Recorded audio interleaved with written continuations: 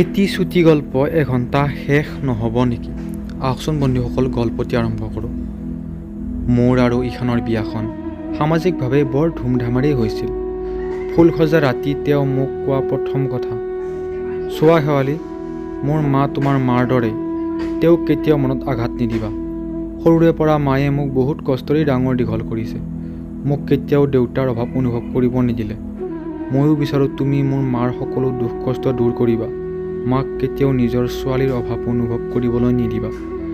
মই মূৰটো জোকাৰি উত্তৰ দিলোঁ হয়, আৰু তেতিয়াই মোৰ নতুন জীৱনৰ আৰম্ভণি হয়।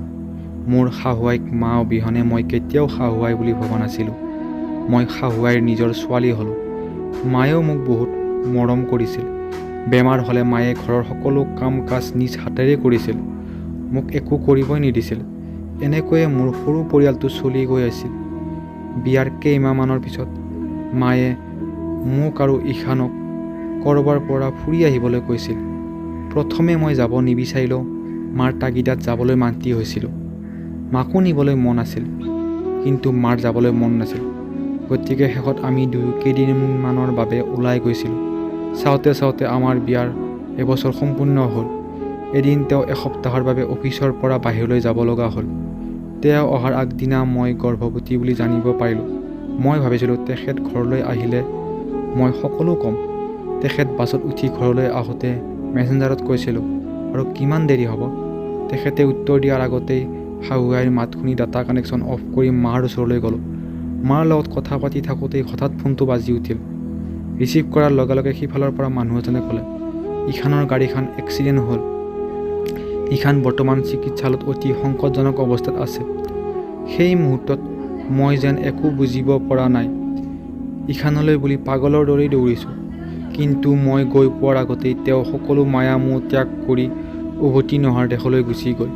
সেইদিনা মই তেওঁক আমাৰ সন্তানৰ কথা ক'ব পৰা নাছিলোঁ। চকুৰ আগত যেন নিমিষতেই শেষ হৈ গ'ল আমাৰ সপোনবোৰ।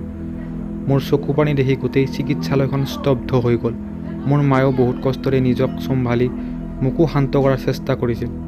ইখান যোৱা এবছৰ হ'ল। আমাৰ মাইনা এতিয়া 2 মাহ হ'ল।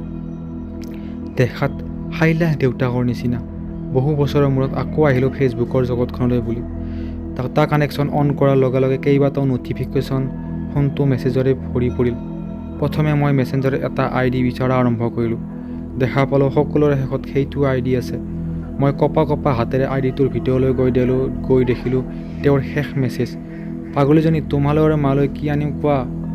ক'ব নালাগে দে, মোৰ পচন্দ জানো নহয়। ধুনীয়া কাপোৰকে লৈ আনিম দেই। তুমি চিন্তা নকৰিবা, মই এঘণ্টাত উভতি আহিম। মেছেজটো চাই এনেকুৱা লাগিছে যেন চকুলৈ এতিয়াও মাথাউৰিৰ বান্ধ মনা নাই। আকৌ বাৰে বাৰে মনটোৱে কৈ আছে, তোমাৰ এই এঘণ্টা শেষ নহ'ব নেকি? গল্পটো ভাল লাগিলে চেনেলটো ছাবস্ক্ৰাইব কৰিম।